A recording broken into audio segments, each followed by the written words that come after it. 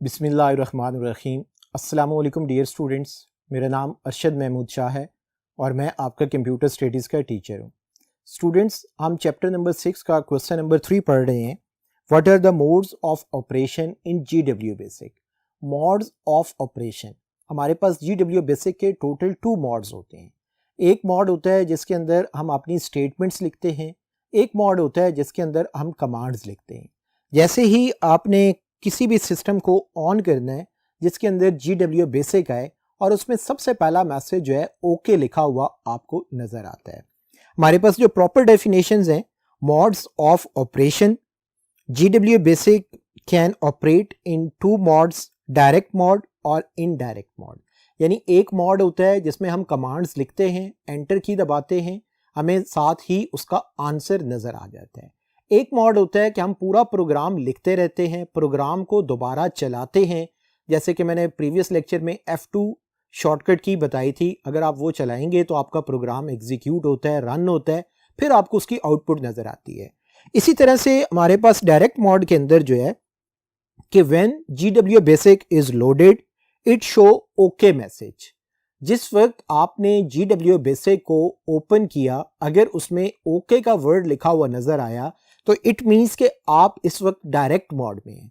आप कोई भी कमांड उसे देंगे, आप उस कमांड को एंटर की प्रेस करेंगे तो फौरन उसका आंसर जो है वो नजर आएगा। At this stage it is in direct mode. GW BASIC commands are executed as they are type. यानी इस मोड में आपने जिस तरह से कमांड टाइप की होंगी उसी तरह से आपका आंसर आपको नजर आएगा। Results of arithmetic and logical operation can be displayed immediately but the commands themselves are lost after execution. For example, जैसे हमारे पास एक CLS की कमांड है, क्लियर लर्निंग स्क्रीन जो होती है, आप इसको लिखते हैं, फिर उसके बाद एंटर की दबाते हैं, CLS कमांड जो है गायब हो जाएगी, लेकिन उसका जो रिजल्ट्स होगा वो स्क्रीन के ऊपर नजर आएगा। यानी CLS कमांड की मदद से हमारी GW बेसिक की स्क्रीन पर जो लिखा होता है वो सारे का सारा रिमूव्ड हो जाता है। इसमें कमांड के असरात अफेक्ट्स नजर आते हैं, जबकि आपके पास CLS लिखा या आपकी कमांड जो लिखी होती है वो गायब हो जाती है। दिस मेथड या this mode is useful for debugging and for quick computation that do not require a complete program. यानी डायरेक्ट मोड कब हम इस्तेमाल करते हैं? जब हमें सिर्फ उस कमांड से फायदा लेना होता है या हमें उस कमांड को यूज करना होता है, तब हमारे पास डायरेक्ट मोड जो है वो हम यूज करते हैं। जैसे कि बोर्ड के ऊपर एग्जाम्पल मेंशन है, क्वेश्चन मार्क लिखा हुआ है। क्वेश्चन मार्क का मतलब होता है प्रिंट 2 + 2। इसका आंसर क्या है? 4 आपके पास प्रिंट हो जाता है। फौरन ही आपके पास ओके लिखा हुआ आ जाएगा। इसका मतलब ये होता है कि क्वेश्चन मार्क 2 + 2 प्रिंट 2 + 2, यानी आपने 2 + 2 4, आपका आंसर 4 नजर आ जाएगा। उसके बाद ओके लिखा हुआ आ जाएगा।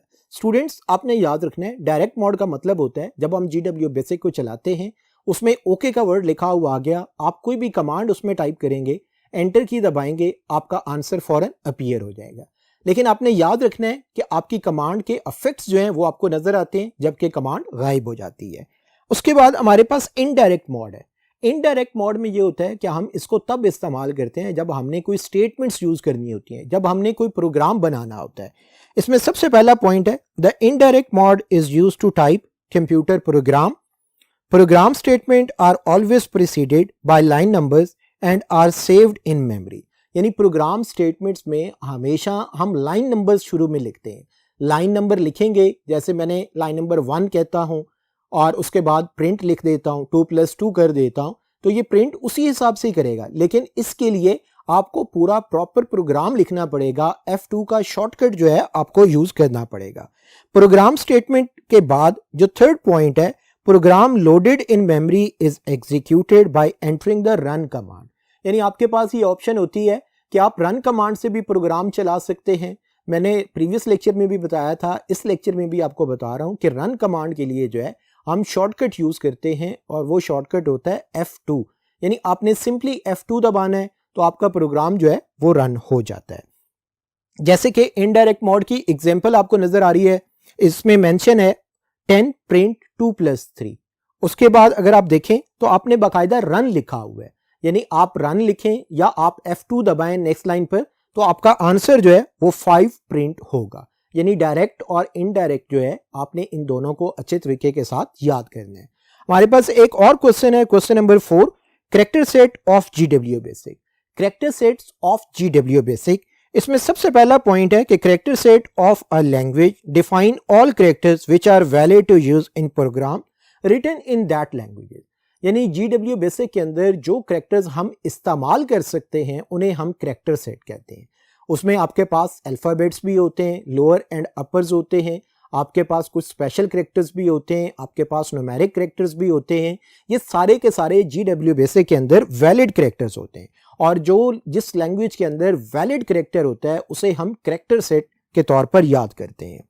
इसी तरह यहाँ पर मेंशन है the character set of GW basic comprises of alphabets, numeric and some special characters. The alphabet include uppercase and lowercase letter. यानी हमारे पास जो है दोनों तरह से जो है ये कैरेक्टर्स मौजूद होंगे, अपर केस में भी होगा और लोअर केस के अंदर भी डेटा मौजूद होगा। Numeric characters include digits from 0 to 9। इसी तरह से हमारे पास जो है कुछ स्पेशल कैरेक्टर्स हैं जो कि मैंने व्हाइट बोर्ड के ऊपर मेंशन किए हुए हैं। GW BASIC character set include the following special characters, यानी ये आपके पास स्पेशल कैरेक्टर्स के तौर पर जो है कैरेक्टर सेट्स जो है ये इस्तेमाल होते हैं। जैसे सबसे पहला स्पेशल कैरेक्टर ब्लैंक है, आगे उसके मीनिंग के साथ लिखा हुआ है स्पेस बार, यानी ये बिल्कुल खाली होता है। इक्वल सिंबल जो होता है आपके पास, असाइनमेंट ऑपरेटर भी जिसे हम कहते हैं, प्लस होता है, प्लस सिंबल है, माइनस माइनस सिंबल है, स्टेरिक जैसे हम मल्टीप्लिकेशन सिंबल्स भी होते हैं।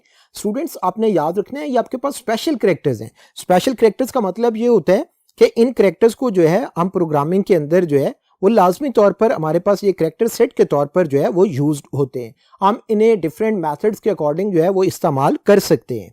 इसी तरह आपके पास स्लैश है जिसे डिवीजन सिंबल्स भी हम कहते हैं, कैरेट सिंबल है, इसी तरह लेफ्ट पैरेंथेसिस है, राइट पैरेंथेसिस है, परसेंटेज का सिंबल है, परसेंट साइन भी इसे कहते हैं, और इसे इंटीजर डिक्लेरेशन, हम कोई भी इंटीजर वेरिएबल डिक्लेयर करना चाह रहे हो तो हम वेरिएबल के नाम के साथ परसेंट का सिंबल लगा सकते हैं। उसके बाद आपके पास प्रिसीजन डिक्लेरेशन के लिए आ रहा है नंबर साइन जिसे हम कहते हैं, फिर आपके पास डॉलर साइन है जिसे स्ट्रिंग डिक्लेरेशन भी कहते हैं, इसी तरह आपके पास एक्सक्लेमेशन पॉइंट है जिसे सिंगल प्रिसीजन डिक्लेरेशन के लिए इस्तेमाल किया जाता है, फिर लेफ्ट ब्रैकेट है, फिर आपके पास राइट ब्रैकेट है, फिर इसी तरह सिंगल कोटेशन मार्क्स है जिसको अपोस्ट्रोफी भी हम कहते हैं, ये रिमार्क इंडिकेटर के तौर पर भी इस्तेमाल होता है। फिर डबल कोट्स होते हैं जिसे हम स्ट्रिंग डेलीमीटर्स भी कहते हैं, और हम प्रिंट स्टेटमेंट के साथ या इनपुट स्टेटमेंट के साथ इस डबल कोट्स को ज़्यादातर इस्तेमाल करते हैं।